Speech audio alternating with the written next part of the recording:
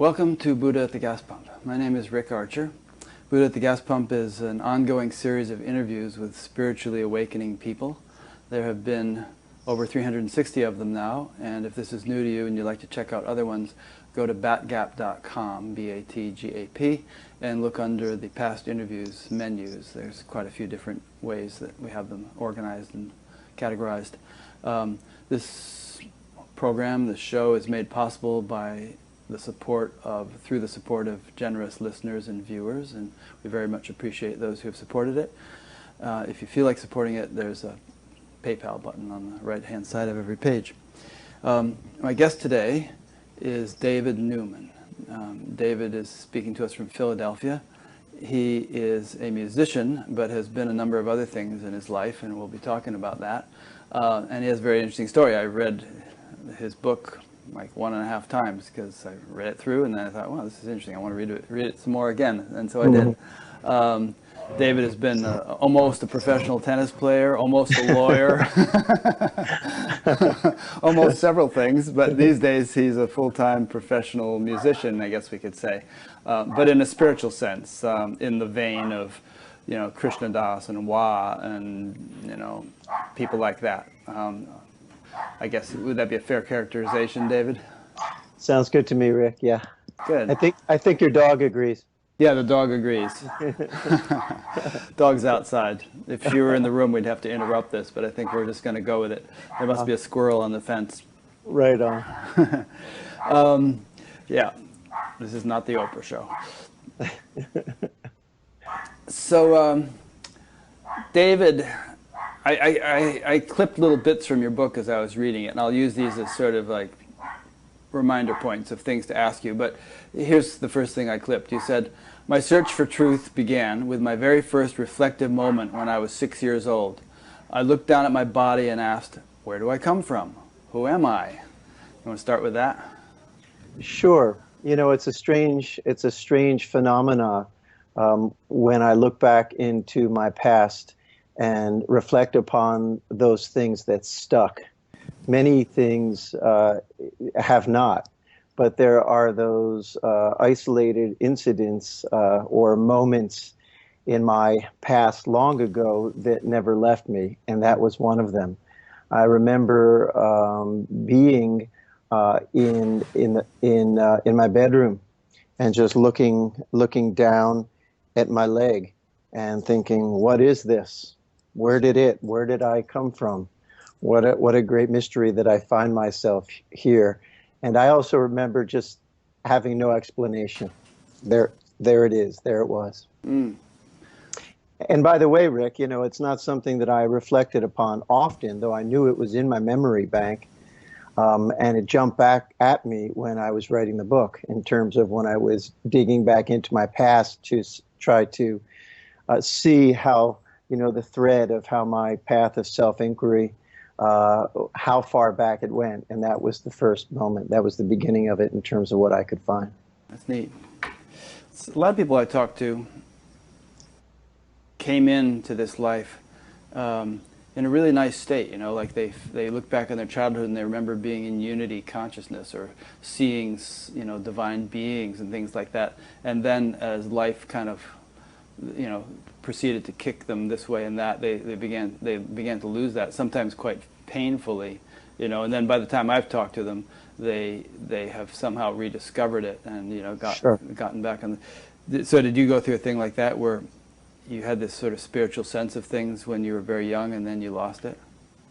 Well, to some degree. I don't think I would say I can remember having a spiritual sense of things, but I can remember having a sense of ease. Mm-hmm. And I just, my brother invited me over to his house to bring my daughter, who's 5 years old, to look at old family movies that I had never seen. And there was me at her age running around in a Superman outfit, climbing trees. And I was reminded of the joy that I embodied at that age. Yeah. All right, so skipping ahead, your parents were very successful people. Your mother became a judge, right? And yeah. And what was it your father did? I forgot. He was a plastic surgeon. Oh, that's right. He was Yeah. a doctor, a surgeon, living in the Philadelphia suburbs, and they dragged you in to learn TM when you were a young teenager, right around the time that I happened to be the chairman of the Philadelphia TM Center, but you were out in the suburbs someplace. That's amazing. Yeah, funny coincidence. I did that just for a couple months, and then I went over to Switzerland and stayed for a few years. But I guess maybe were your parents meditators? Is that why they thought to do that? They weren't necessarily meditators. Like everybody else, they were looking for some peace in their lives. And back at that time, which is, as we discussed earlier, in the early 1970s, TM was in vogue. Yeah. Everyone was doing it. So my parents were into things like psychotherapy and bringing the family to therapy together, and they thought this could be another, tool to just have a harmonious flow within the family. So they took me and my brother. All four of us went to be initiated in TM. Yeah. And as I wrote in my book, I ended up utilizing that method for some time. But what I distinctly remember was my brother and I just holding back our laughter when we watched the videos of Maharishi Mahesh Yogi. It was just funny to us at that age. Yeah, he was often called the giggling guru because he'd be giggling a lot, and he had this sort of high-pitched voice, and it took a little getting used to. Yeah, well, maybe that was the purpose. We were giggling too. I remember us sort of pinching each other to get each other to stop, so our parents wouldn't get upset with us. Yeah, he probably wouldn't have minded. Yes. So you were into sports. You became quite a successful tennis player, but you had a bit of a temper. You tended to be the John McEnroe of amateur tennis in your area, as I understand it. Back then it was Jimmy Connors. Jimmy Connors was my hero. Yeah. Yeah. But you were a bit of a powder keg, throwing rackets and swearing and freaking out. I was. What snapped you out of the tennis phase? I forget. Being 13 and having a bar mitzvah, and my uncle Mark being a bluegrass musician, now lawyer / bluegrass musician, dropping an electric guitar into my hands. And I had, when I played tennis, I strummed my tennis racket. But then when I actually had a guitar and started playing that, I put the tennis racket down, and that was pretty much the end of it. Yeah. Interesting. Still like bluegrass? You probably like all kinds of music. I like all kinds of music, but I do. And I go see him play when he plays in the area. That's great. Yeah, Nickel Creek, Alison Krauss, I love those people. Yeah, Alison Krauss, that's my wife's favorite. Yeah. She's okay. And then let's see what happened. Then somehow or other, I guess you figured you weren't going to make it professionally as a musician, or maybe you thought you would, but you thought law school might be a good thing to have under your belt as well. Yeah, that phase after I finished college, I went to Los Angeles to be as an aspiring songwriter. Ended up working in the music industry on the other side as a music publisher for a few years, and then looked at myself and my future and thought I didn't want to end up a music industry executive living in Los Angeles when I was this age. And so I thought, what's the next move? And I just decided that it was to go to law school. Yeah. And you actually sort of enjoyed that? To some degree. I was just telling somebody recently the first year was terrifying, the second year less, and the third year was loads of fun. So yeah, I enjoyed the experience of law school, partially because it really engaged a certain mental process, which it continues to serve me. And it was through law school, through the stress of law school, that I found yoga and intensified my yoga practice. So I lived in New York City at that time, and I look upon those memories fondly. That's great.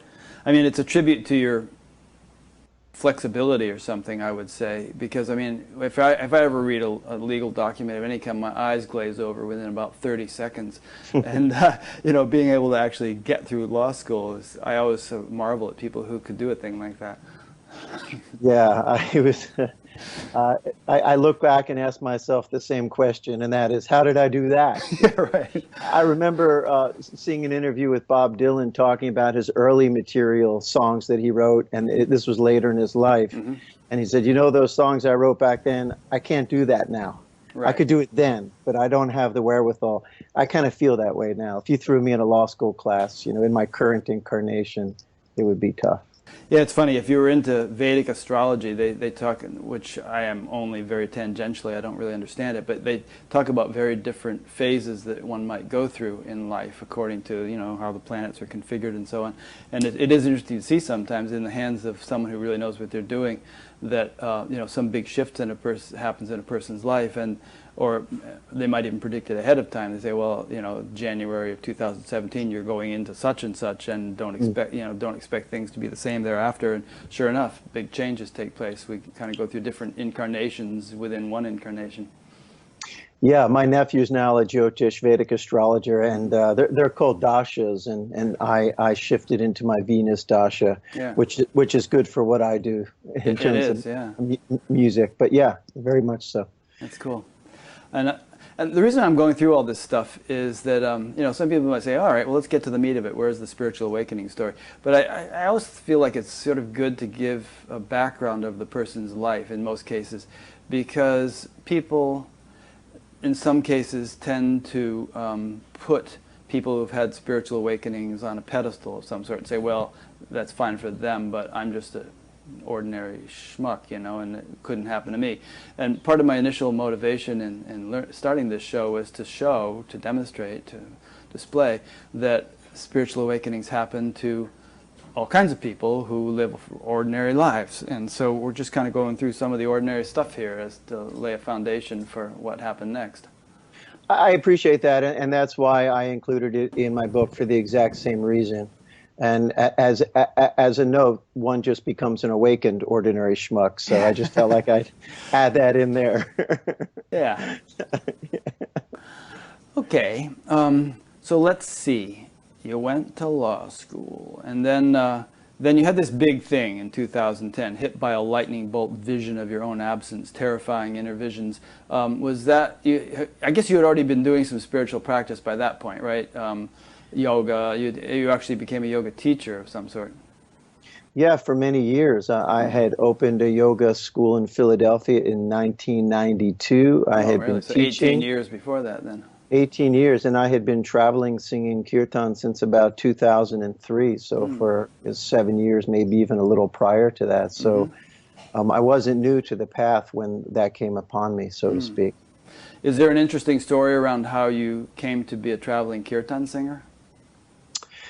Well, I don't know if it's interesting, but I'll share it. Sure. I was teaching yoga and operating a yoga center, and I was exposed to the Kirtanwalas who had been with Neem Karoli Baba, Like Krishna Das. Bhagavan Das, Krishna Das, Jayutal, and years before I had been exposed to Kirtan in law school. I had gone to Kripalu, Amrita Sai. I had gotten Shaktipat from Guru Mai in South Fallsburg, where they sang Kirtan. I had been exposed to it. But when I was operating my yoga center, I had the opportunity to bring these sort of current modern-day Western Kirtan singers to offer programs. And so I was exposed to them. And as a result, it became clear to me that as a spiritual seeker and as a musician, this was, a meaningful possibility for me. And then several years later, I had a visitation, from their guru, who became my guru on the inner planes, Neem Karoli Baba. And as a result of that relationship, there was just a lot of grace in my life that translated as musical inspiration and an orientation towards singing kirtan. And soon after that experience, I found myself devoting more and more of my life to chanting, to writing music. And before I knew it, I started recording and traveling, and and here I am. Nice. Let's talk about that visitation. hmm Yeah, I was moving into a new apartment, and I had always been someone who loved learning about the great saints, particularly the Indian saints, and I used to love gazing at their pictures as a spiritual practice, reading biographies about them and just holding the pages open of their images and gazing at them.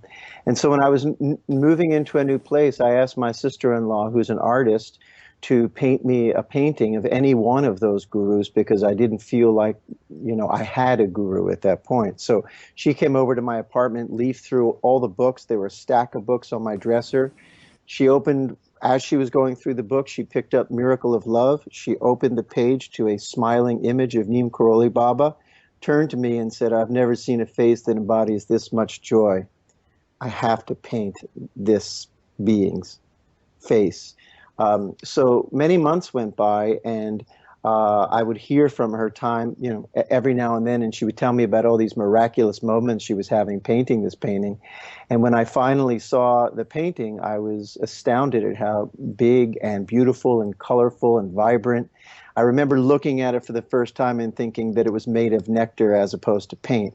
And I took it home and I put it on my wall, and I went into meditation, and he came to me for the first time with these words: "I manifested this painting for you because I want to be this big in your life."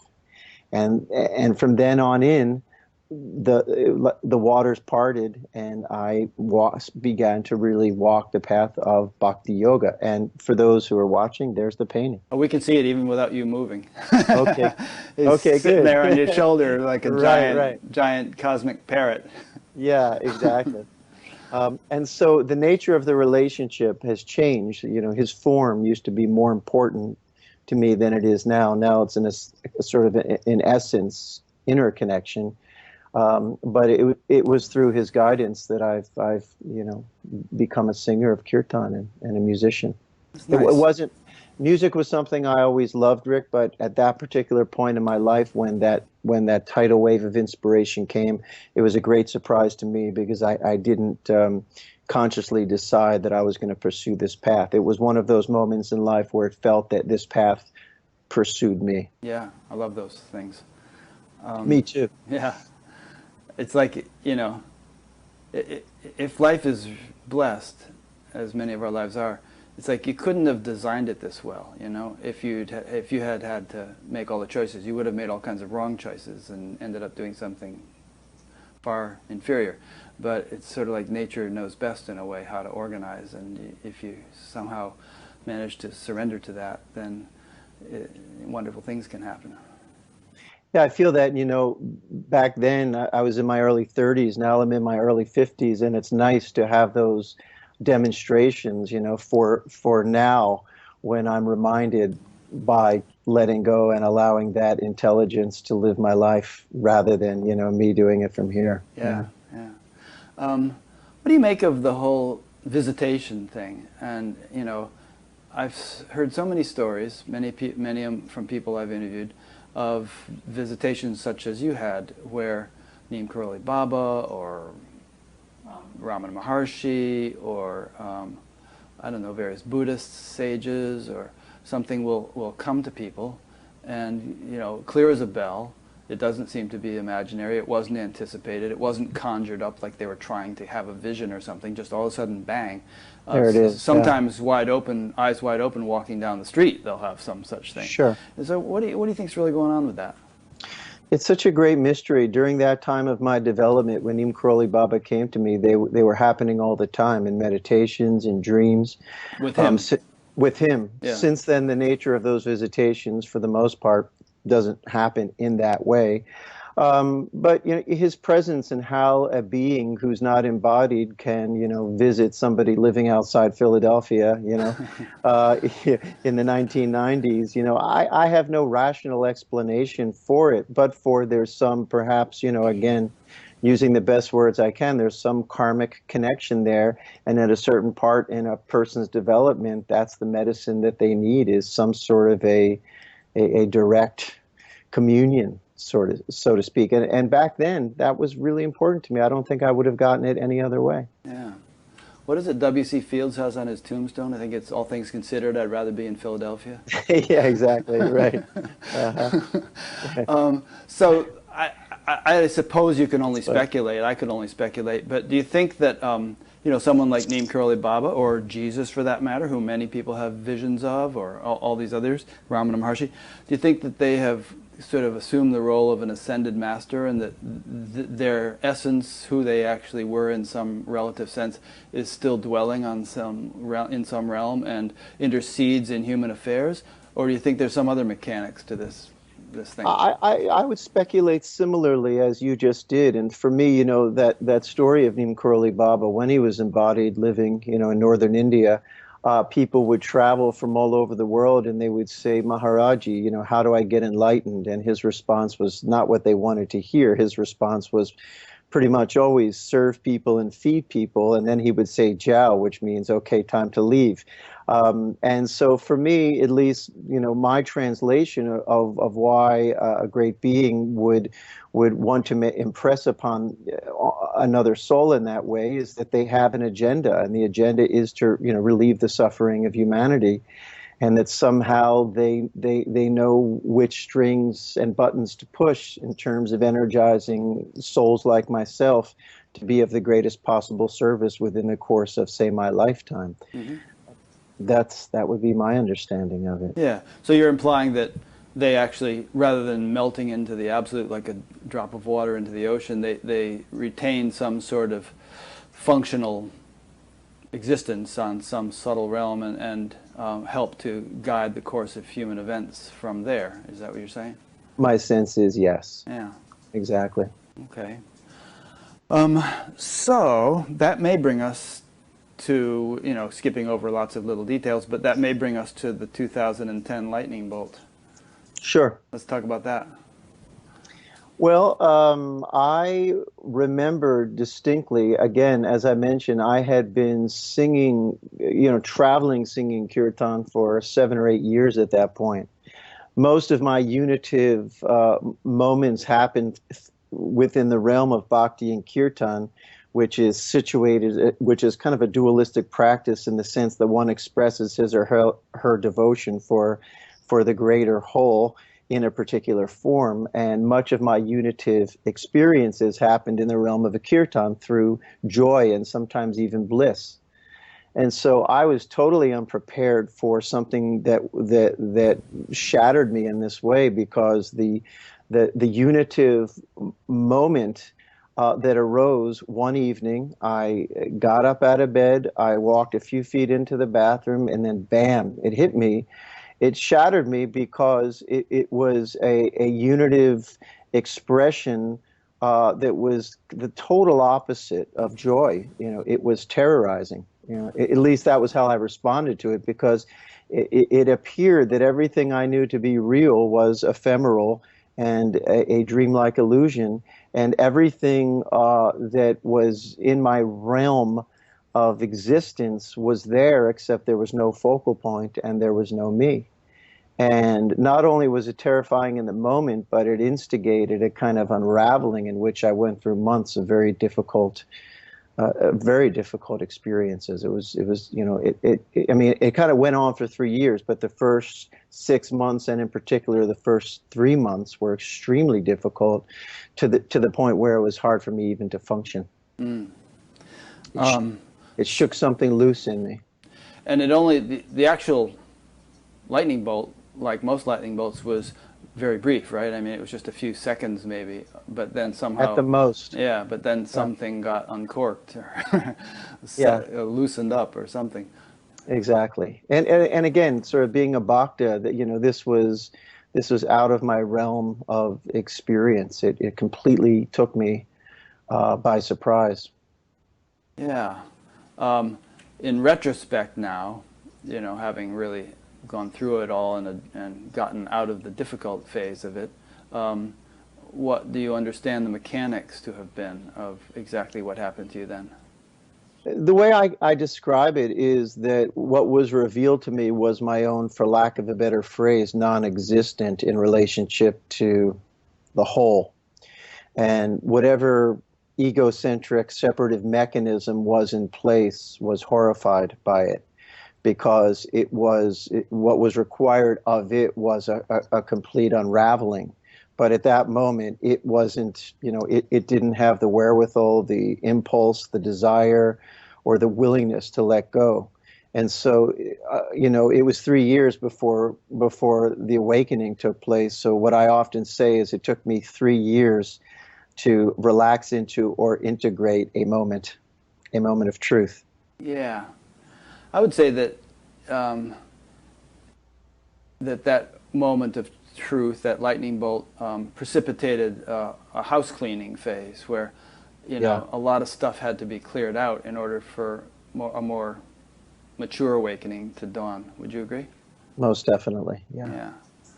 And I mean, if we were into sort of an understanding of subtle physiology and chakras and nadis and all that stuff, it might possibly be explainable in those terms that there was some energetic shift on some subtle level, and then, some chakra waking up or something, and then all kinds of purification had to take place for the physiology to really, adapt to that newfound level of functioning. Yeah, exactly. And some would call it a Kundalini awakening. For whatever reason, those words, have never sort of been at the top of my list for describing it, but Hmm. it's very well a relevant description, because certainly there was like a pipe cleaning feeling where things were just had to be cleaned and cleared out. Yeah. No, a Yeah. lot of people go through stuff like this, and it's good for them to hear stories like this. Um, Sometimes it's much more dramatic and severe and scary than anything you went through. Actually, some people are really, really incapacitated for years at a time, and so I met a woman in New York City who went through what I went through in a few months over the course of 20 years. in other words, it dragged on for 20 years for her. 20, yeah. Yeah. Um, yeah, and people get in touch with me from time to time who are really going through it. And I wish there were a better understanding of this kind of thing in the helping professions, like spiritual psychologists, so to speak, who could, really appreciate what people are going through and not necessarily just reach for the Thorazine, but really help people through and facilitate and smooth out these dark nights of the soul. Very much, Rick. And when I travel and give workshops, I always speak about this phase of my development, as a means to let people know that there's nothing wrong. They're not going crazy. That this is, part of their journey. And people are often so relieved to hear that. Just to hear me share what I went through is meaningful to them. Yeah, yeah. Um, yeah, it comes up often in these interviews, and I just feel a concern for people who are going through that stuff, some of whom even express, suicidal tendencies and so on, just because it's so unbearable. And I really wish that the helping professions understood this better. We'll probably move into a phase in our society where they do mature into more effectiveness in dealing with such things, but it's really in its infancy still, I think. I agree, very much so. And so much of what I feel in relationship to this part of my life is that the support that I needed showed up for me. And I know that's not always the case. I was on tour with a child psychiatrist, a woman who was married to the man we were staying with, who was telling me when teens come in now, there is no talk therapy. They just go right to medication, and that Yeah. that really that made my heart heavy. Yeah, and when you read about the percentage of young people that are medicated in various ways, it's scary. It's like the drug profession is making a killing, but it's at what cost to the youth? Absolutely. Yeah, and of course, I don't mean to imply that all sort of psychological disturbances and whatnot are some kind of spiritual, Of course. thing. I mean, probably the majority of them are not, but it would be And nice. some of them have a spiritual component as well that Yeah, could be helpful in terms of, responding to the whole picture. yeah.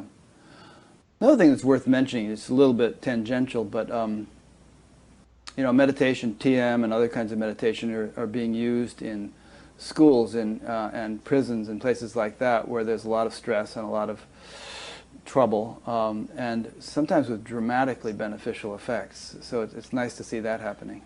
Very much so. Yeah. Yeah.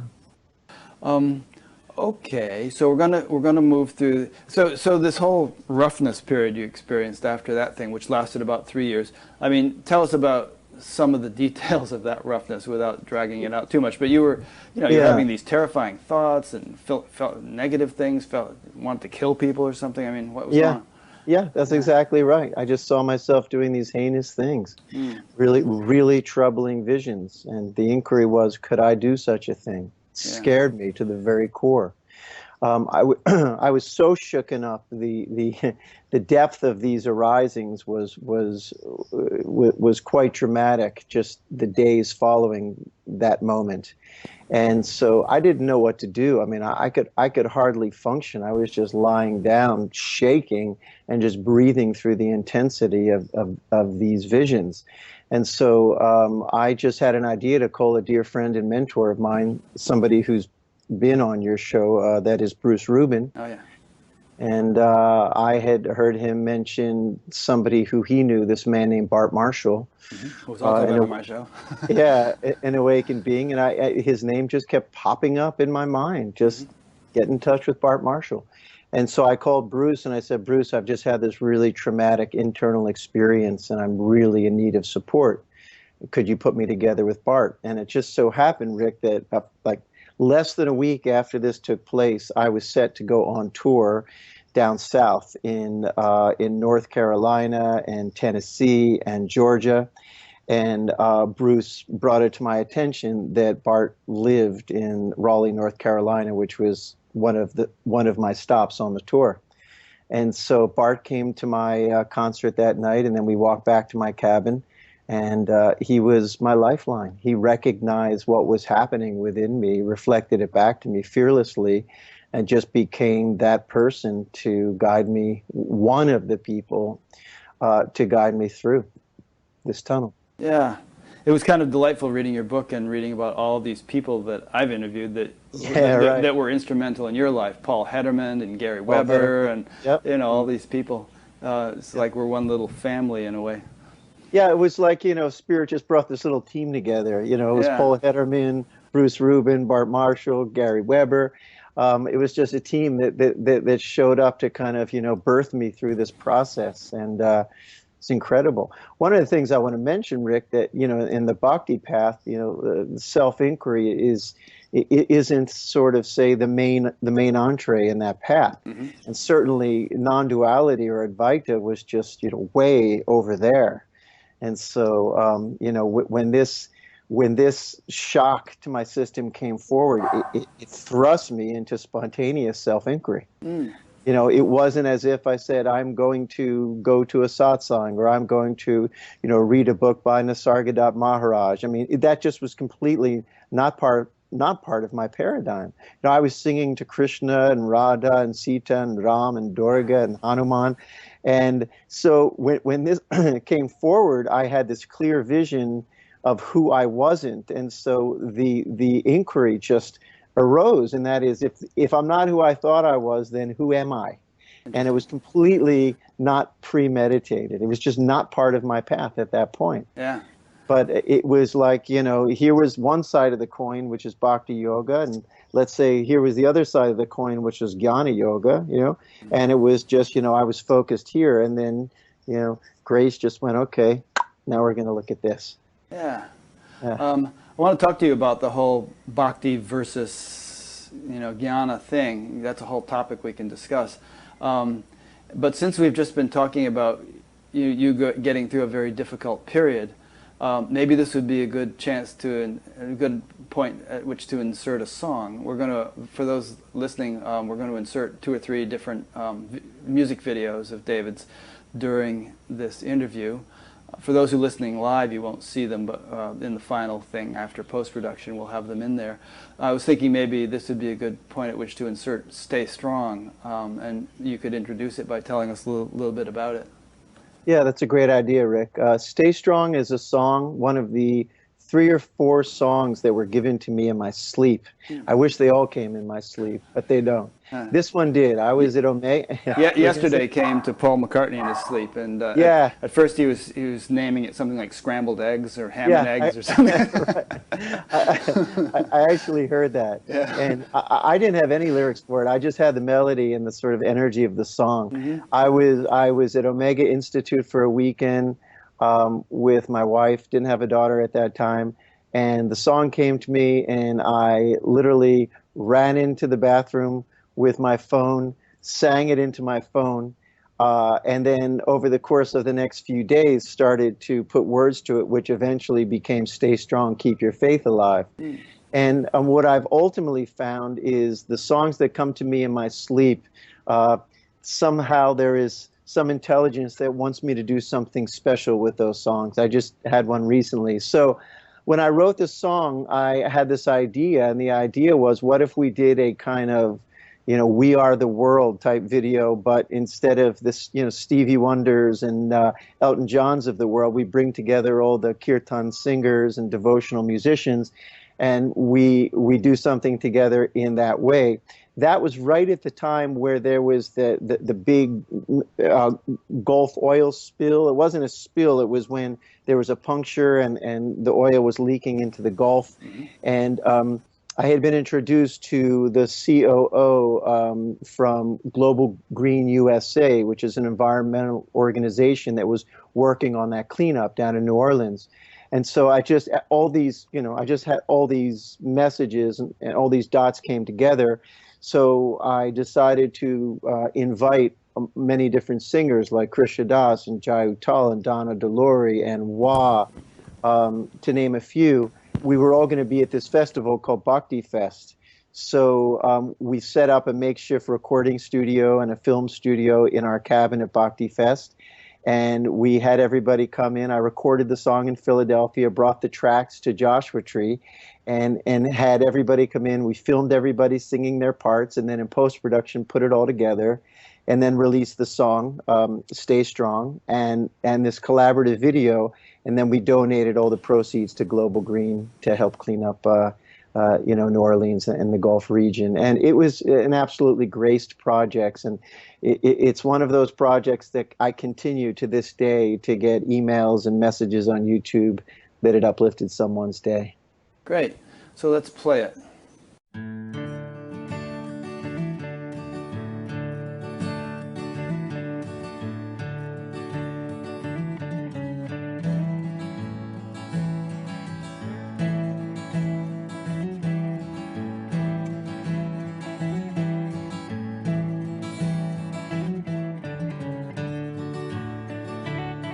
May the grace of God bless man and every woman in this land. Stay strong, keep your faith alive. Whatever comes to meet us, know the darkness won't defeat us. Stay strong, keep your faith alive. Some say the end is coming, Set our souls running, but I say, stay strong, keep your faith alive. Let's all come together, take care of each other. Stay strong, keep your faith alive. Raise your hand, raise your hand in the air, in the air. Stay strong, keep your faith alive. Take a stand, say a prayer, say a prayer. Stay strong, keep your faith alive. Hand in hand and side by side, with our hearts open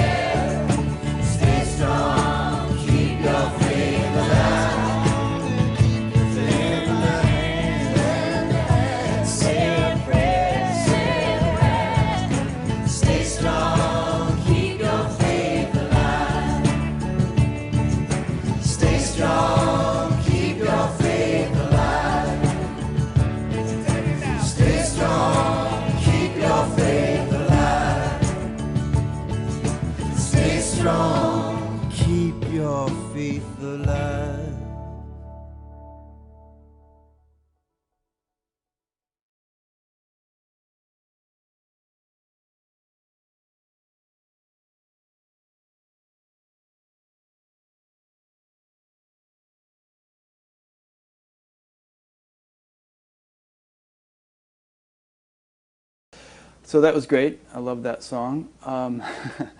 It was very inspiring. I love that "We Are the World." There's another one. It wasn't "We Are the World." It was one that you can. There's several versions of it. They've done a number of songs where they have people all over the world, in Africa and India, and adding in what are those called? Oh, something for change. Yeah, something? Playing for Change. Playing for change. Yeah. Those are great.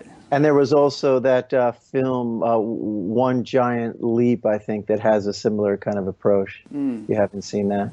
Yeah, if people haven't seen, well, those are two things to Google then. If you haven't seen the Playing for Change songs, you might love them. Okay, so we were talking about bhakti versus self-inquiry versus the kind of, oneness or non-duality thing. And as I understand it, this has actually been a debate or point of contention in some people's minds going back thousands of years. The sort of those who wish to stay separate from God in order to worship God, and those who wish to just merge and become one. Who was it that said, I'd rather taste sugar than be sugar? Ramakrishna. Ramakrishna. Yeah, it's a great quote. Yeah. And Maharishi Mahesh Yogi actually commented on that once. He said, it's really none of our business. It's really up to the person for whom it actually becomes a relevant issue at that point. They can decide. So great. In his mind, at least, both options were viable.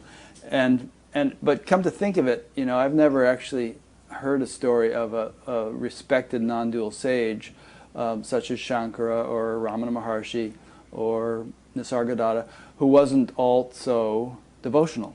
A bhakti, yeah. Yeah. So it's not an either-or choice, really. Yeah, I just had this funny image when you said bhakti versus jnana. I just saw like a boxing ring and, jnana in one corner and bhakti in the other corner. Who's going to win? Yeah. For me, it's not a versus thing. It's, I sort of describe them being two sides of the same coin. There's a great quote I like to use in relationship to this dialogue, and that is at the end of the Ramayana when Hanuman is sitting in front of Lord Ram on one knee, and Rama says to Hanuman, "Who are you?"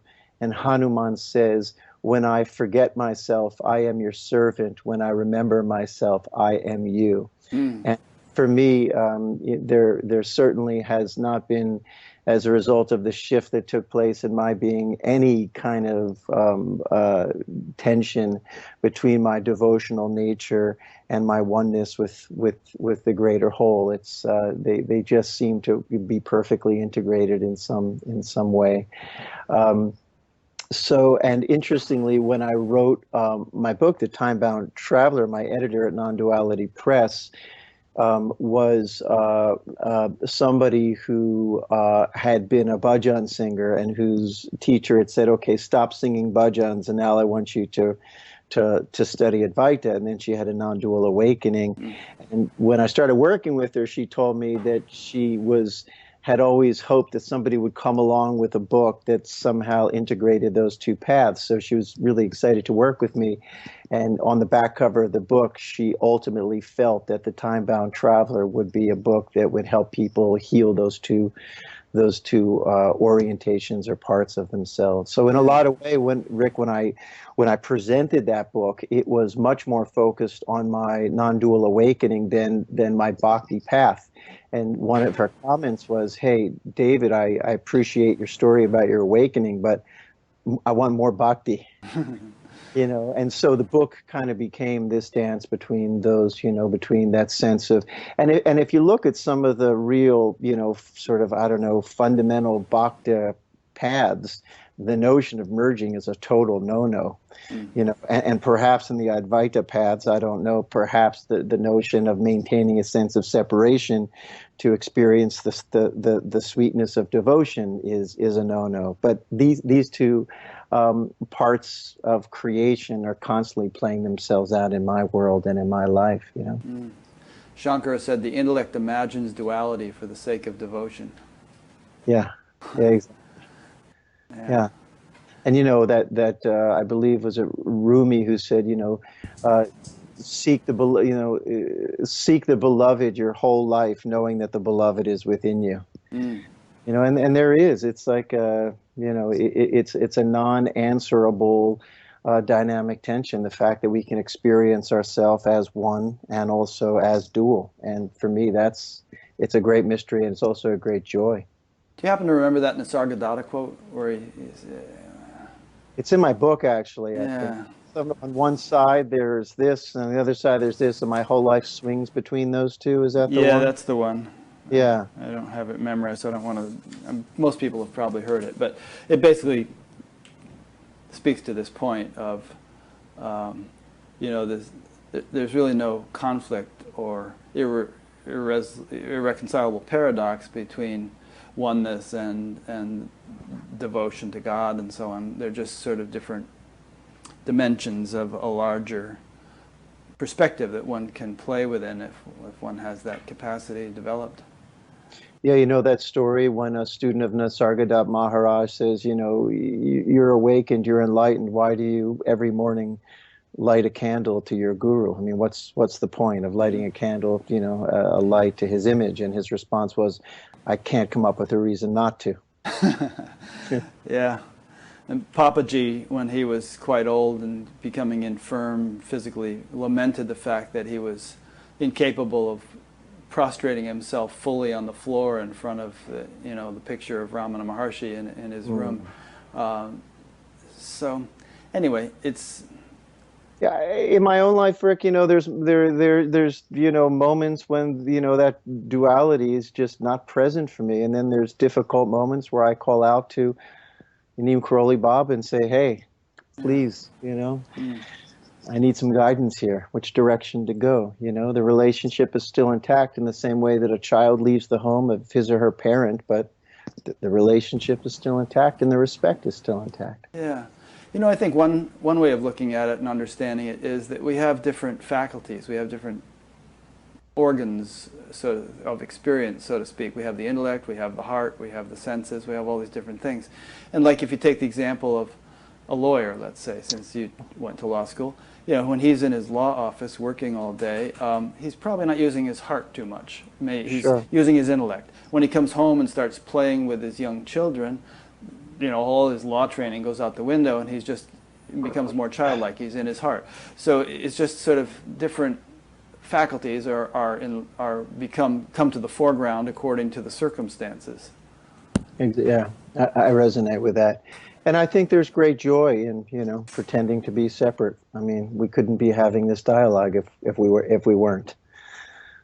Couldn't stick a spoon in our mouth if we didn't have some sense of distinction. Yeah, exactly. Yeah.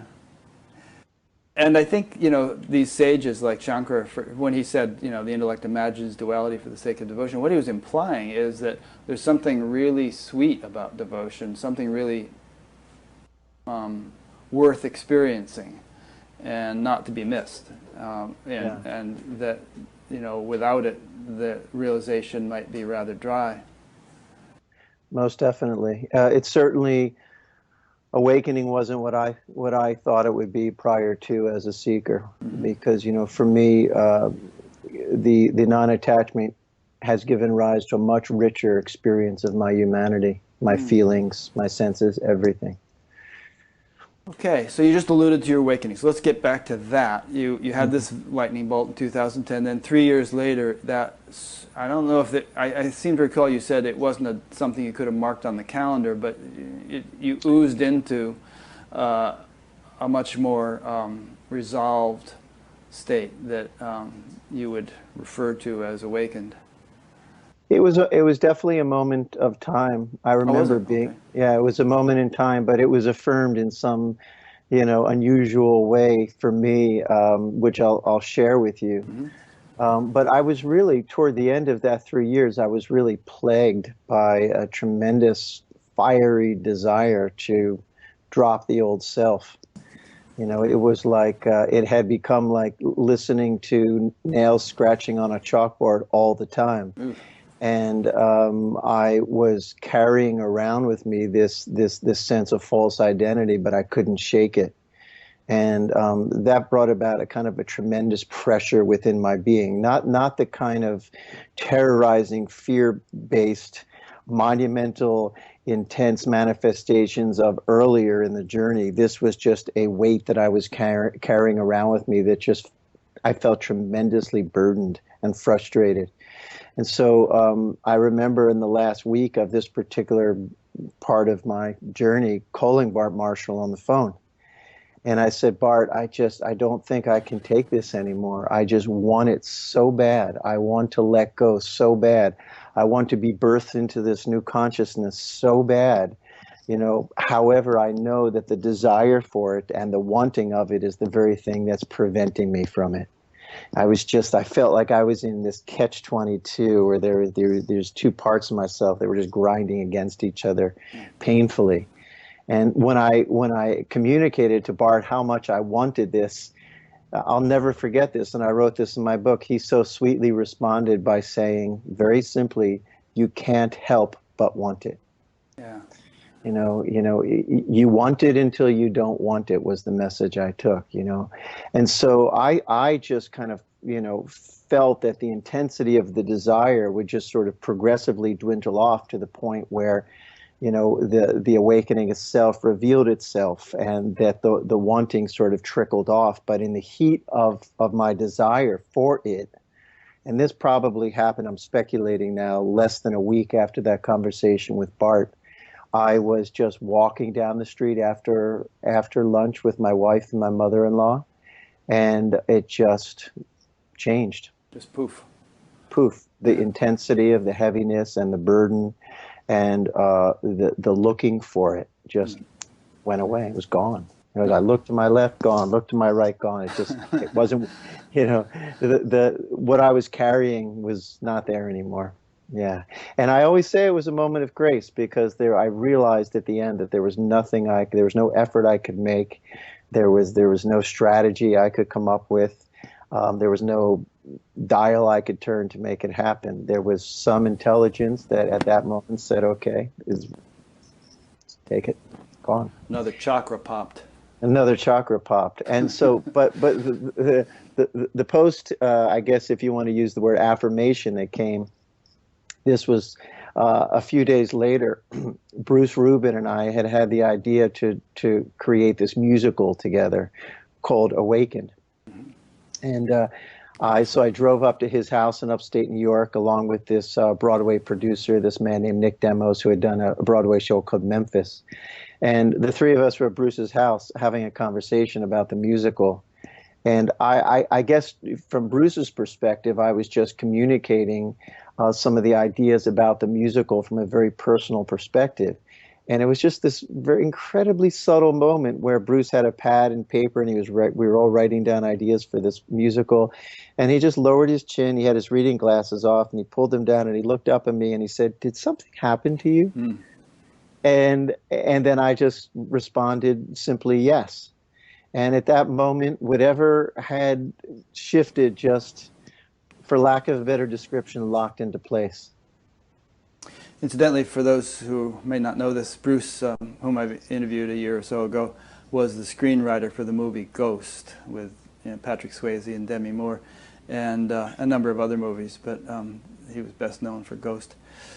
Yeah, I just wanted to comment about the intensity of desire thing. A lot of sages, I think Ananda Moyama said this, and many others actually have said it, that the desire for God is itself the way to God.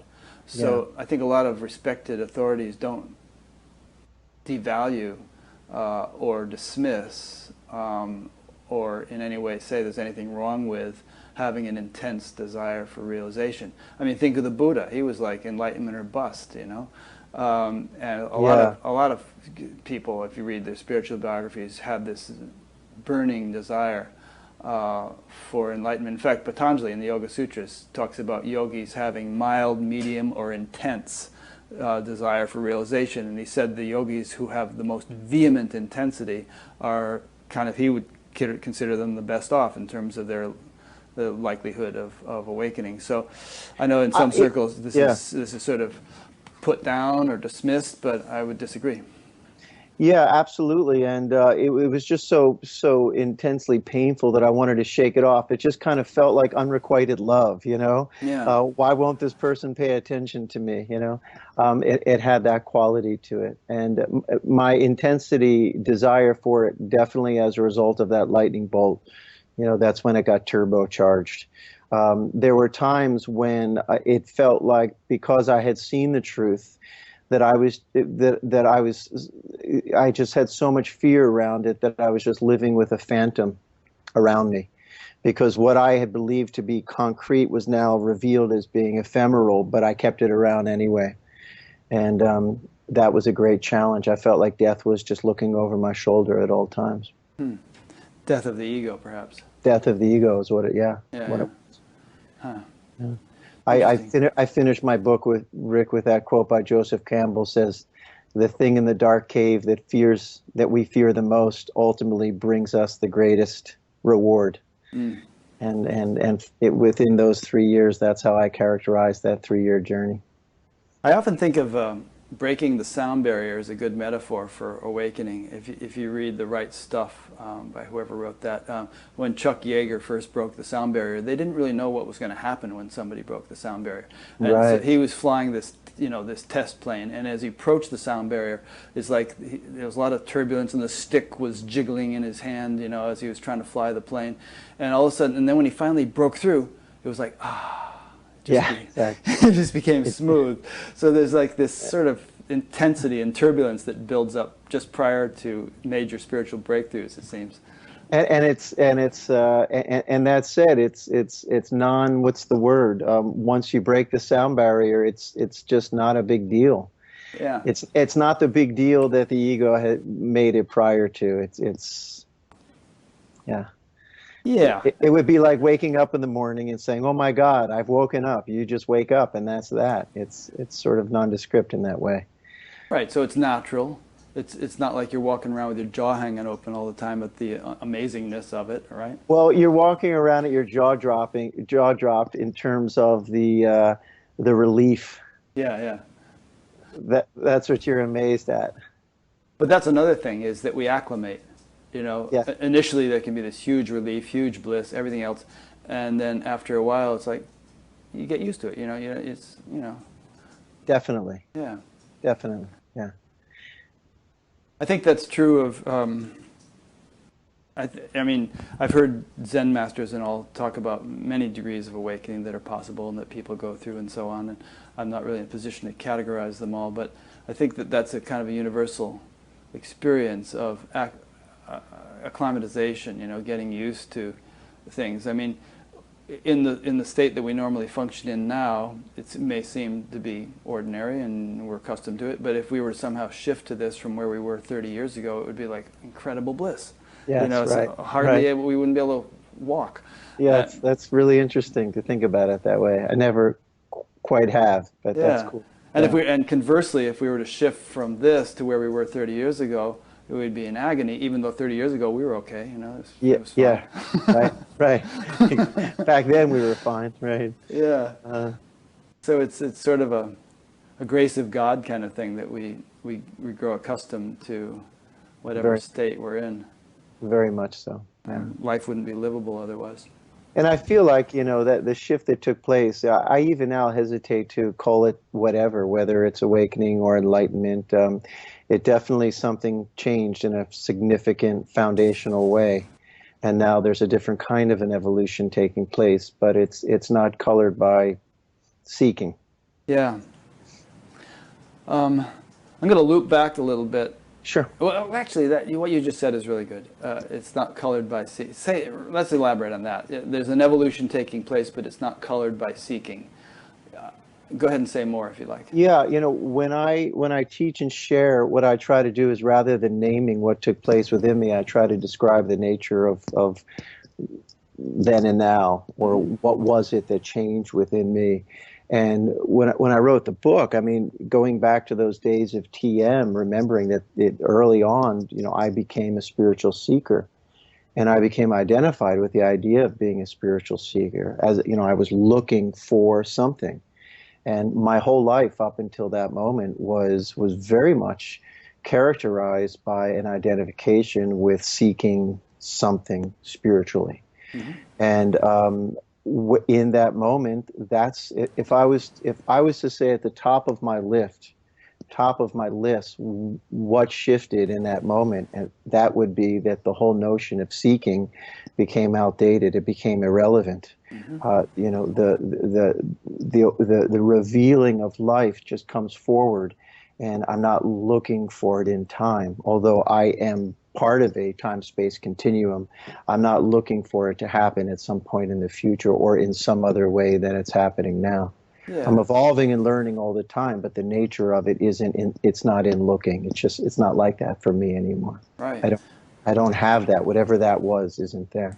If you were to talk to somebody who is seeking, which you probably do, actually, in the course of your life, would you tell them to stop seeking? What would you tell them? I would go back to those moments before things changed for me. I love when Bart Marshall, his way of describing awakening is that something happened, and I like the simplicity of that description. If somebody, my response to that would be intensify the seeking. Like I said, intensify the desire to find what you're looking for. I don't think you can tell somebody who's seeking to stop seeking. You know, seeking stops when it stops. It's not an effort that a person can just say, okay, right now I'm going to stop seeking, and then it goes away. I would never give somebody that guidance. I would say seek with all your heart and soul. You know, whatever it is you're looking for, put it at the top of your list and yearn for it and long for it with all your being. But it is a bait and switch. It's not as if at some point, you know, the seeker, receives the fruit of that endeavor by saying, okay, now I found it, and now I as a seeker have it. You know, the whole paradigm of being a seeker falls away, so there's no medal given to you at the end of your journey as a seeker. So I tend to bring that to seekers' attention, that it's not what you think it is.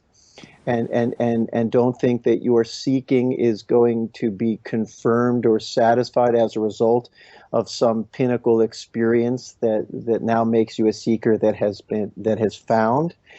So I may potentially bring that to their attention, but I think the longing, particularly coming from the Bhakti tradition, and the yearning for whatever it is you feel is going to make you whole, is par for the course, is just to intensify that. Ultimately, you realize that it's not going to fulfill you, but until you know that, you don't.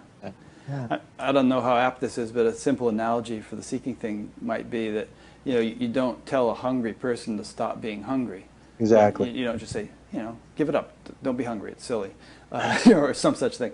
But after they've eaten, you know, then they're not hungry anymore, and it's like the hunger just sort of is taken care of by the fulfillment of the food. So I would say that someone like yourself who has undergone a shift and the seeking energy fell away, you know, there's some kind of fulfillment that abides now, which wasn't there before, which you naturally sought when it wasn't there. It's natural to want greater happiness, greater contentment, self-awareness, or whatever. And when that has been realized, then, you know, it's like turning a light on in a dark room. You don't have to try to get rid of the darkness. It's replaced by the light and is no longer found. Well said. Yeah, exactly. Paul Hederman says if somebody believes their house to be on fire, you bring them water. Yeah. Another way of saying it, from another perspective. Yeah, very much. Yeah, it's important to honor people where they're at their journey, and there's something, you know, elegant and beautiful about where they're at as well. Mm-hmm. It's interesting to. Oh, go ahead. Yeah, no, I was just going to say, when I look back on it, and I'm supporting people on that journey, two things come up for me. One is definitely compassion. Mm-hmm. And the other is humor, because, you know, when it breaks, there is a quality of humor to it, that you took something so seriously that wasn't even really there. You know, it's somewhat funny, but it's not funny to the person struggling with it. Yeah. It's like, you know, the old rope and snake analogy. If you know, a person is terrified of the snake and and just their heart is pounding, and they're trying to get away from the snake, and so on and so forth. And then, in a way, there's something funny about that because it's really only a rope. But to the person who thinks it's a snake, it's very real and very much a concern. And when they see that it's a rope, they'll laugh. Then they'll hopefully. laugh. Yeah, right. once their heart sort of settles down. Yeah, but I know when I was in the depth of the intensity of the longing, if somebody would have sort of, reflected back to me that it was actually funny, I wouldn't have been able to see that. There was nothing funny about it. Yeah. Yeah. It's kind of interesting when you read the ancient texts about devotional characters such as Hanuman, such as Radha and the gopis and so on, who I don't know what their state was supposed to have been in terms of self-realization, but they seem to be pretty powerful beings. I mean, Hanuman was flying around carrying mountains and stuff. Sure, not bad. Yeah, but and yet they had still this ardency about them, this sort of well, maybe it wasn't based on any. Let's get into this a little bit. I mean, one is seeking based on an emptiness, and a longing, a desire for something out of. We're really suffering, actually, and another is kind of ecstatic devotion. Yes. Maybe not based on weakness or emptiness or lack. It's based on a fullness and a foundation of strength. That these people had, or monkeys as the case may be, had achieved. But it could be quite a different animal between those two different things. Yeah, that's well put. For me, it is. It's a whole different paradigm of practicing bhakti yoga. Prior to, for me, it was trying to fulfill a certain emptiness within myself, and now I would characterize it as a celebration. And a great metaphor to use is somebody who's single and looking for a partner because they think the partner is going to bring them the happiness that they don't have, as opposed to somebody really being strong within themselves and say, "Hey, I'd like to share this with another person." Then the relationship doesn't come forward as a means of lack. Again, I'll use the word celebration. It comes forward as a celebration of the two joining as one. And even when I sing and chant, my bhakti has become that. I sing as a celebration. You think there's this unitive principle that has the potential to express itself in infinite ways, and this being that I look at when I wake up in the morning is one of those infinite ways, and then I get to experience that and behold the beauty of that in those other souls that come into my world.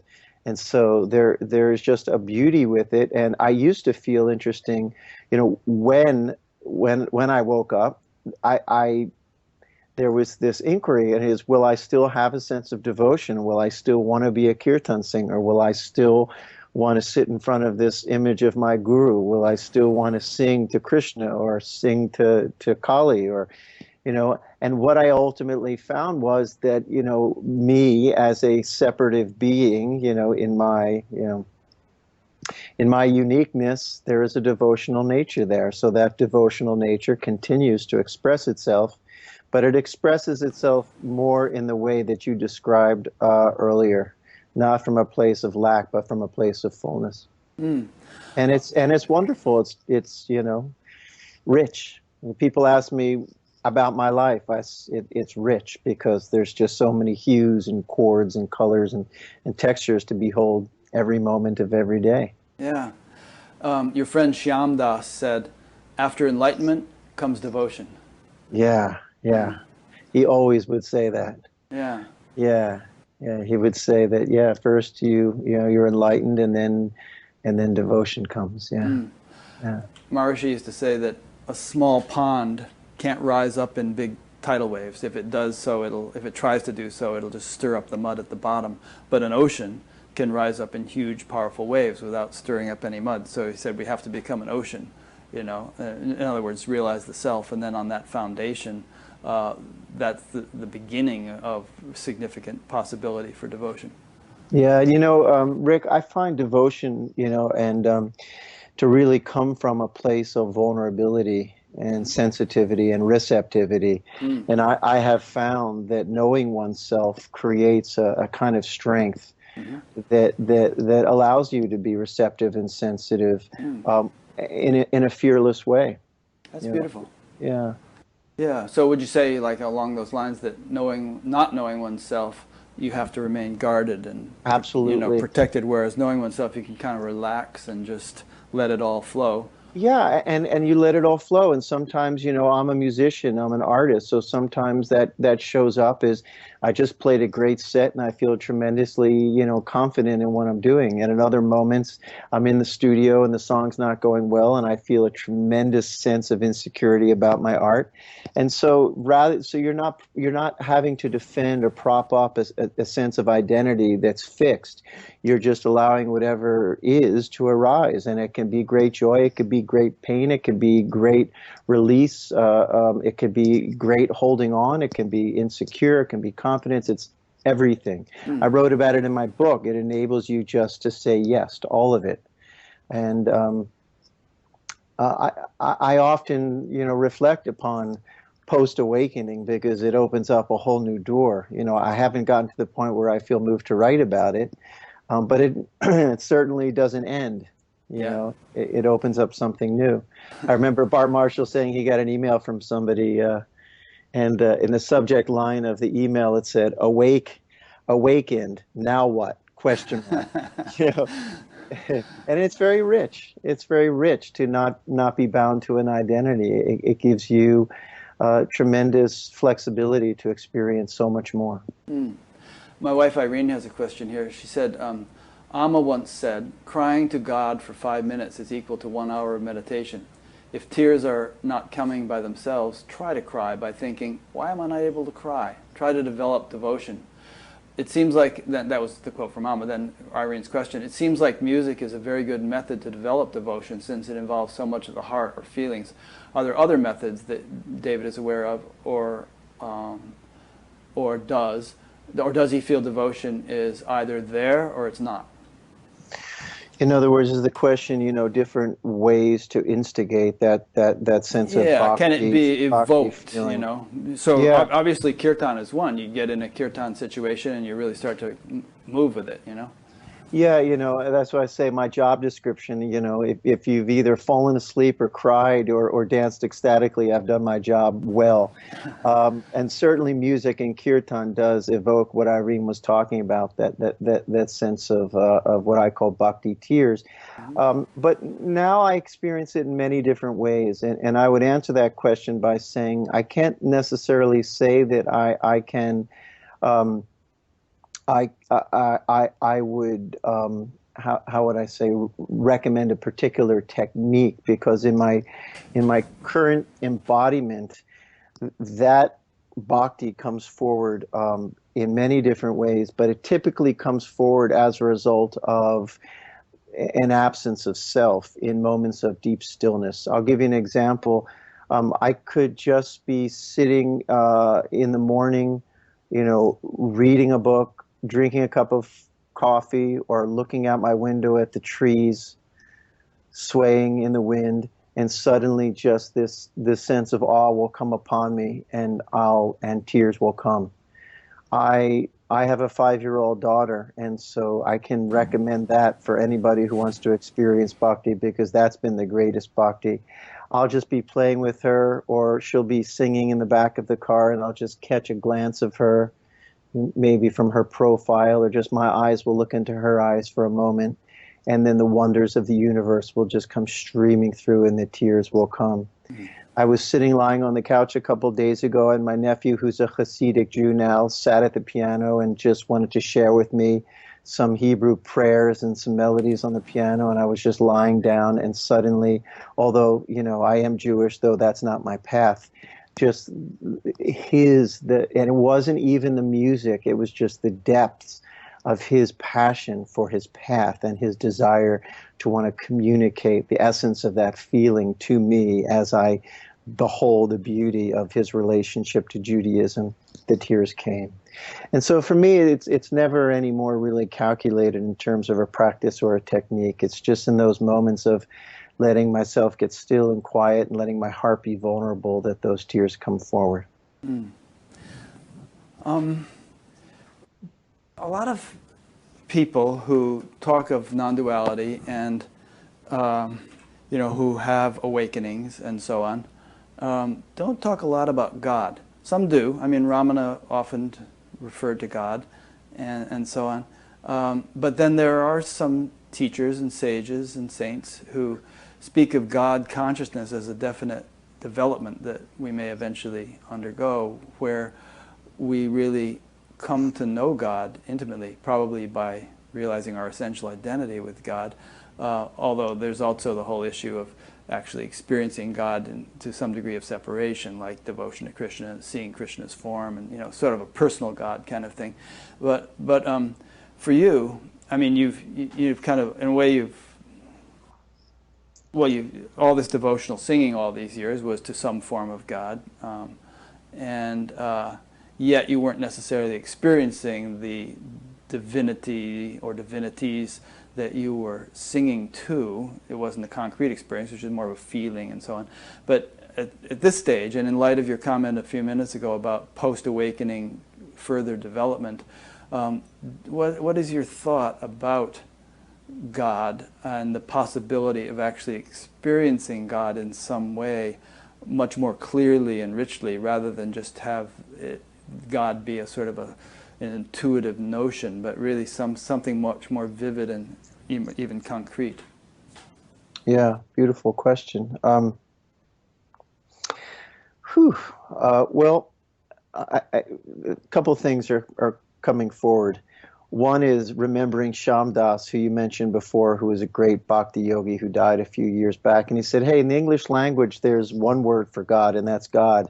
He said in Sanskrit, there's like thousands and thousands and thousands of names for the different manifestations and nuances. And I would say that is true. What I just described, the sweetness of the beholding and the richness of the present moment is if I had to, how I would define God. And I do hearken back to Neem Karoli Baba, who we've talked about. He didn't give lectures, he didn't write books, he didn't even sing kirtan. He fed people and just exuded this loving presence that people felt drawn to, and enjoyed being in his presence for that reason. But one of the things that he said that sort of stuck in terms of a quote from Neem Karoli Baba was, it's better to see God in everything than to try and figure it out. Mm-hmm. And so for me, to quantize God in one form or one experience wouldn't be something that I necessarily gravitate toward. For me, is, God is the experience of the present moment as it's constantly revealing itself and evolving itself. And for me, it's an experiential, manifestation, and it's simultaneously timeless, because one of the things I shared about my awakening is that there's prior to awakening, the individual awareness is constantly identifying with things out there to try and bind itself to. And when the shift takes place, that awareness kind of retracts back into this spacious awareness that doesn't drift. It doesn't go back and forth. It clicks into place, for lack of a better description, and it just remains there, and it's invitational by nature. So for me, God is really a verb. It's the spacious awareness, and then it's everything that's arising and receding from that awareness. So it would be very hard for me to communicate my relationship to the word God as a noun. I just wouldn't be able to do it. Yeah. Well, I often say this, but I just want to say it again, and that is that just because we don't experience something doesn't mean it's not there. And we go through life, la-di-da, doing this, doing that. But if we actually think about for a moment what science tells us about what's actually going on in front of our eyes, it's pretty amazing. I mentioned the last couple of weeks that in a single grain of sand, there's more atoms than there are stars in the entire universe that we know of. And there's 100 trillion cells in the human body, and each cell is as complex as Tokyo. So there's this amazing dance of life going on that if we actually don't take it for granted and think about it for a moment, displays unfathomably vast intelligence. And there's a word, panentheism, which means that the divine or God or the divine intelligence completely permeates everything and really is everything. There's nothing other than that, kind of operating within itself and orchestrating everything. So, and yet we don't ordinarily perceive life that way. We just sort of go along. But I'm wondering about the potential of perceiving life that way, and actually in one's ordinary day-to-day activities, being not only established in the self or pure awareness or sort of an unmanifest phase of dimension of life, but through the senses, through the intellect, through all of our experiential capacity as a human being, being appreciative, fully appreciative of the miracle that is all around us and within us. And that to me would be God. Yeah, God consciousness or something. That was beautiful, and I very much resonate with that. When I do share through my teachings, one of the first things I say about the nature of awakening is that it's not an experience, because so much from the paradigm of the seeker, one is looking for a spiritual experience and then comparing everything to it as not being spiritual. So when the shift takes place and the nature of the awareness is an experiential, then all experience, everything that you were talking about, everything that comes through in the intellect and the emotions and body sensations, the coming and goings, the textures of life, it's all one infinite spiritual experience, because you're not comparing it to something that the mind has categorized as spiritual. So it all becomes God in that regard. And to me, that's the higher paradigm of practicing bhakti yoga.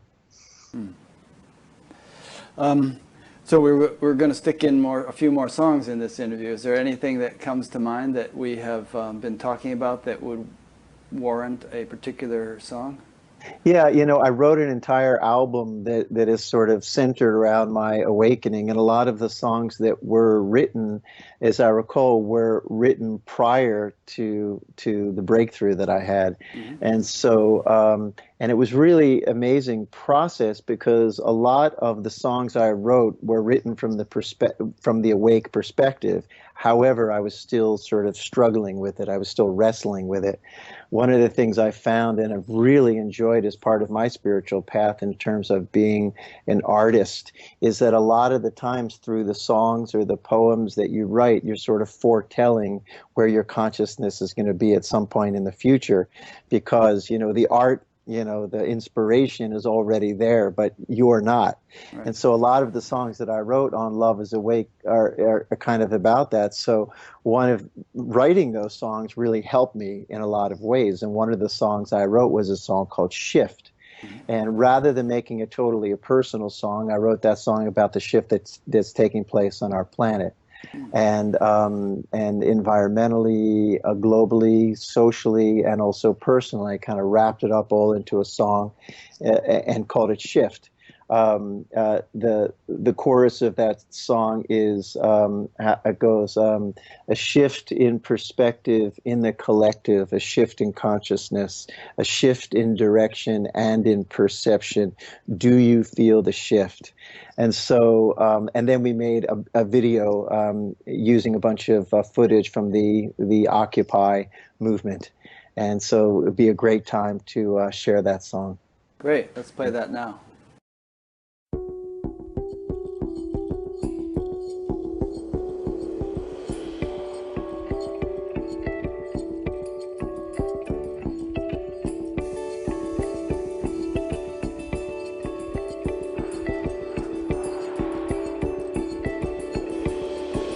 I feel a shift. I feel a shift. I feel a shift. I feel a shift. I feel a shift from fear to love. The dream that we've dreamed of. A shift from suffering to joy. In a world we won't destroy. A shift in perspective in the collective. A shift in consciousness. A shift in direction and in perception. Do you feel like this? I feel a shift. I feel a shift. I feel a shift. I feel a shift. I feel a shift from division and greed to caring for all those in need. A shift from destruction and war to a peace that will endure. A shift in perspective in the collective. Shift in consciousness. Shift in direction and in perception. Do you feel like this? I feel a shift. I feel a shift. I feel a shift. I feel a shift. I feel a shift from injustice and lies to a conscience that won't compromise. A shift from the shackles that bind to freedom for all mankind.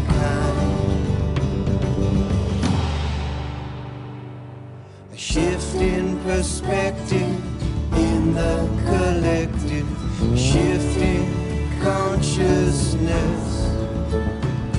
A shift in direction and in perception. Do you feel like this? 'Cause I feel the shift.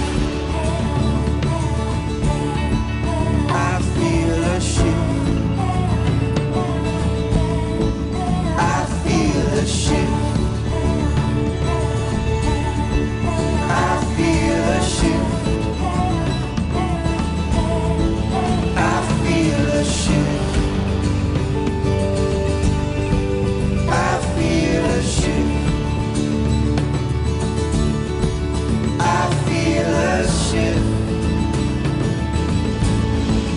I feel a shift.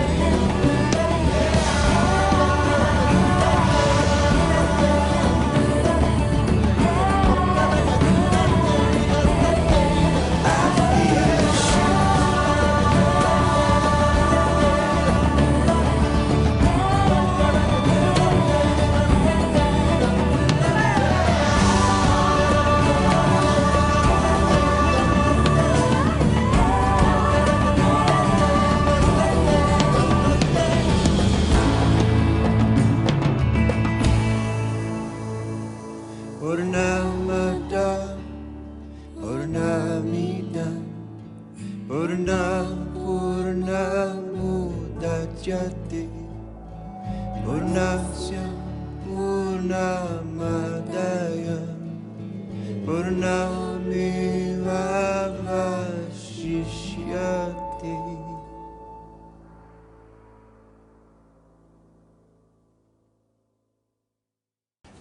as someone who's kind of out there interacting with the spiritual community, you may be more tuned in to the shift that is taking place than people whose primary source of information is the 6 o'clock news. So are you optimistic and hopeful given the interactions you've been having with spiritually inclined people around the country, around the world? And do you see an evolution of that? Like, is it a lot better now than it was 15 years ago? Yeah, well, there's definitely a discrepancy between when I put on the news and see what's being reported and the bhakti yogic bubble that I live in, because that's what I do. I'm invited to play at festivals, conferences, yoga centers, yoga schools, and it is a bit of a buffered world. All that said, I feel like, let's call that a tent of beings who are really looking to make a positive difference in the world and within themselves, and I have seen that community grow and grow and grow and grow. Exactly how that will influence the greater whole, I don't know. And I don't think about it that much because, ultimately it's out of, that part of it's out of my control. I know that I can do what I do within my own self and to affect and share what I have to give with others. And there are so many people that are deeply enthusiastic to share what they found with others. And it's like a baton, it just keeps on spreading out. And I've also, I don't feel 52, but I am 52, which means I'm now starting to see some of, like, my godson is a Vedic astrologer, my nephew, and I was just at a festival called Love Light. And, my little guy, who I've known since he was born, is now sitting at a booth, doing, Vedic astrology readings he was packed the entire time. People would come from his booth and say, "Oh my God, your nephew's incredible," and so my perception of him is changing. And I have other people in my life that I've known since they've been younger, and now they're out there teaching yoga, or now they're out there being spiritual life coaches, or now they're out there being healers and meditation teachers. And so that is deeply gratifying to see that there's a groundswell of beings. I somewhat came to this early on in life, but a lot of these, kids started from birth being exposed to kirtan and meditation and things of that nature, and it's just in their being and in their cells. And so what I'm driving at is I'm very hopeful, and I do get to see how things are growing. Take a festival like Love Light or Bhakti Fest, and you have at Bhakti Fest you have like 4,000 or 5,000 people coming to chant with you, and you have people that are expressing kirtan, as folk rock or R&B or jazz or rap and traditional, and so you have a dissemination of this vibration that's really rolling out into the world. And exactly how it will merge with the overall, the Gestalt consciousness of our planet, it's definitely positive. What exactly that means, I don't have a crystal ball, but, I'm in. Do you know Chris Grosso? The name sounds incredibly familiar. Yeah. I've interviewed him. He's friends with Adam Bucko and others, and who I've interviewed. And he has some kind of a hip hop. Spiritual hip hop thing going. I think I've been exposed to him because his name sounds familiar. Yeah, he lives up in Connecticut. Well, as well as I do, perhaps better, that no man is an island. We're not isolated, and our influence isn't limited to the people with whom we directly interact, but it permeates and pervades and radiates out. Through the field and to the whole world.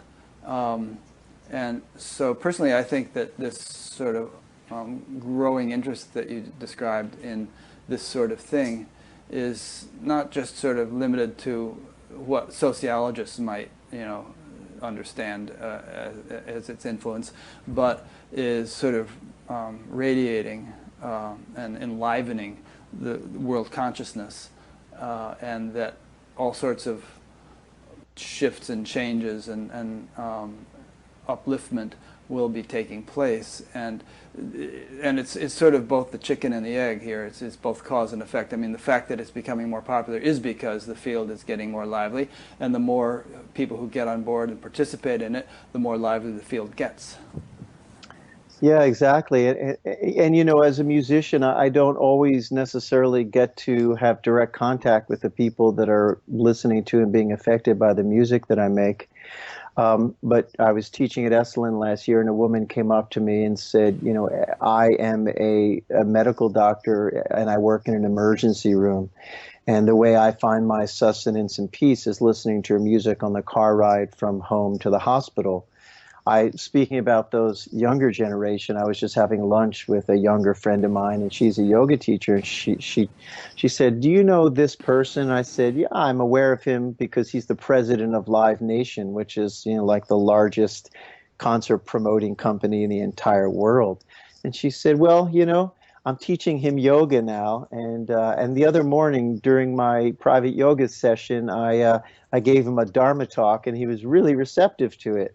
And so what happens is you have all these healers and teachers and musicians that are affecting people that aren't necessarily the ones that are coming to the festivals, you know, or not, but they're getting it in some way, and they're bringing it into corporate settings and hopefully into political settings and into industry in ways that we are totally unaware of. I mean, in November, I'm doing a 2-week tour of with this foundation called the Call and Response Foundation, and their whole mission is to bring chanting and mantra music to places that wouldn't ordinarily be exposed to it.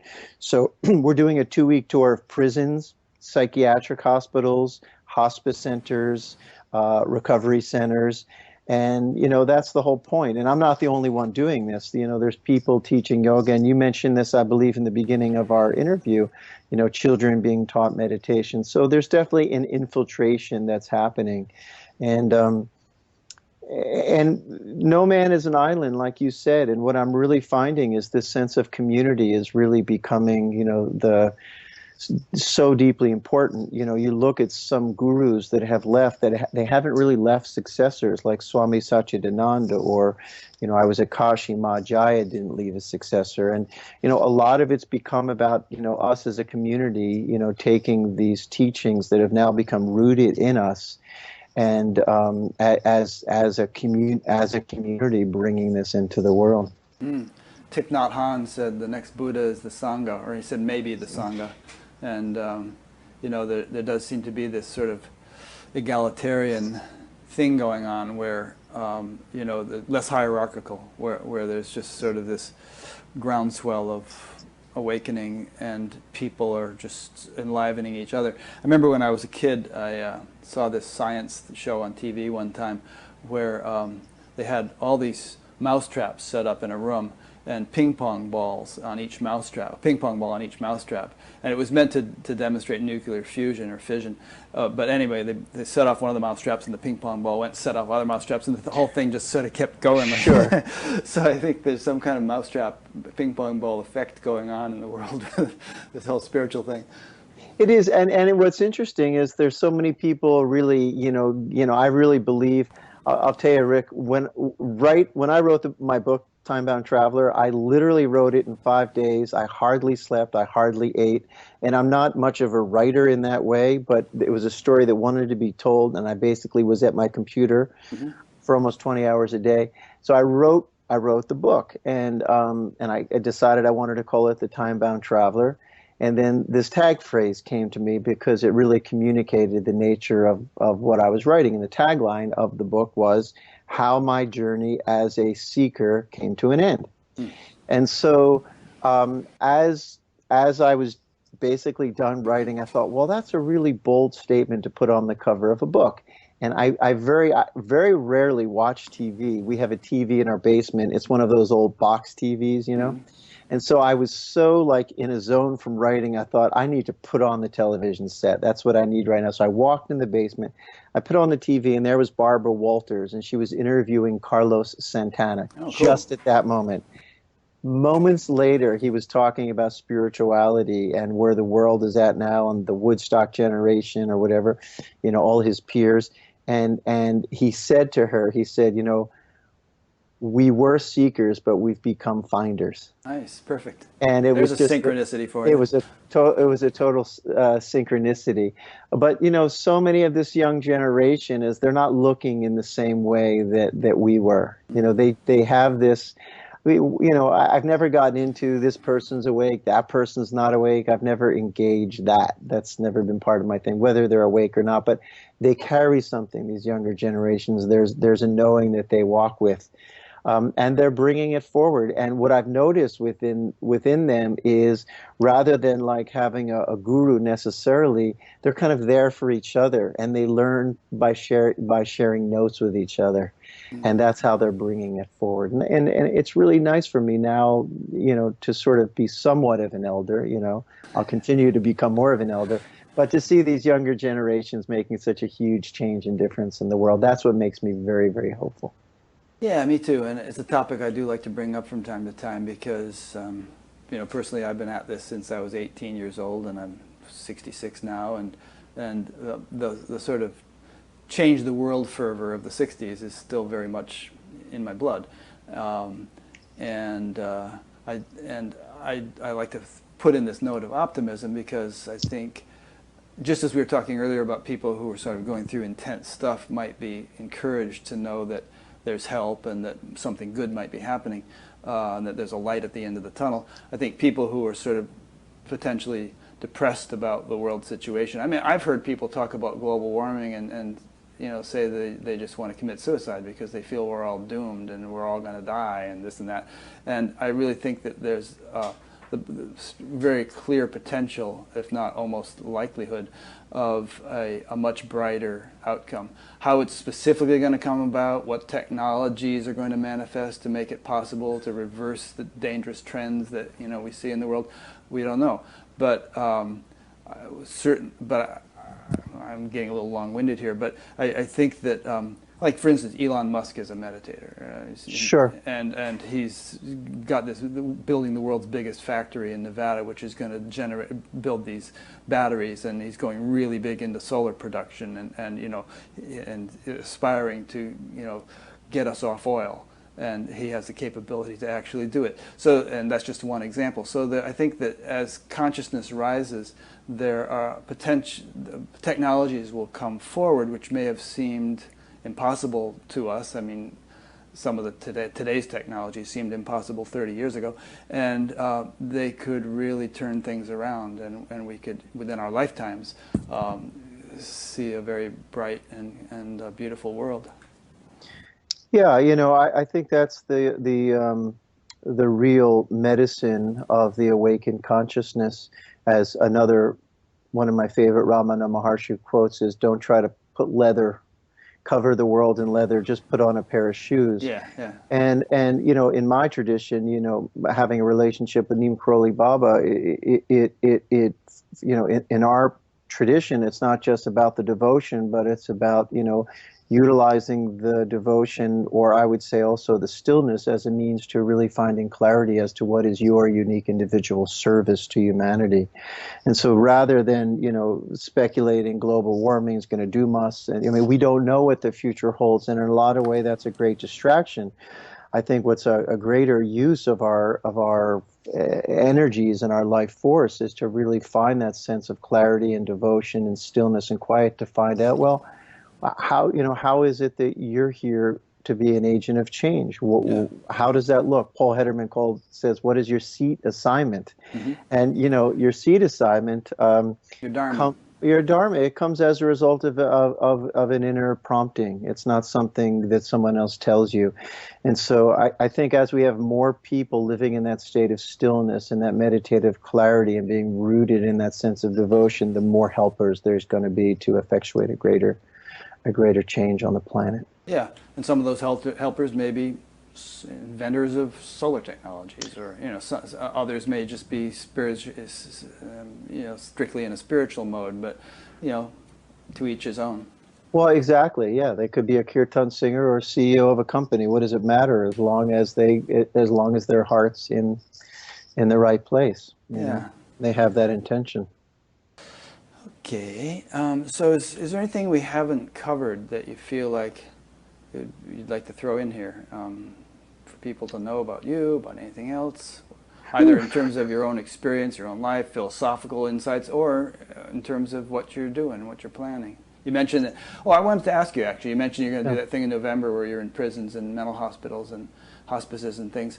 And I think you've already done some of that. What has been your experience in those places? You can't imagine, particularly sharing mantras and music in a prison.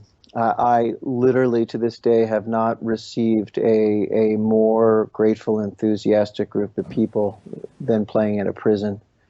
The light on inmates' faces when they have an opportunity just to be vulnerable and to sing and to listen and to receive the gift of the practice. It's extraordinary. And also the younger generations. I was on tour in Atlanta several months ago, and I was it was like a psychiatric. They don't the kids didn't live there, but they spent lots of time there. You know, teens who were having psychiatric issues. Right. You know, who came and chanted with me and listened. I gave a little mini Dharma talk. It, it's incredible. It's so deeply gratifying, and it makes you sad in a certain way, because you realize in those moments that if these children or if these inmates were exposed to something like this, you know, on a regular basis, if this was part of their curriculum or part of their therapy or part of their nourishment or part of their growth, it would just make for a very different society that we lived in.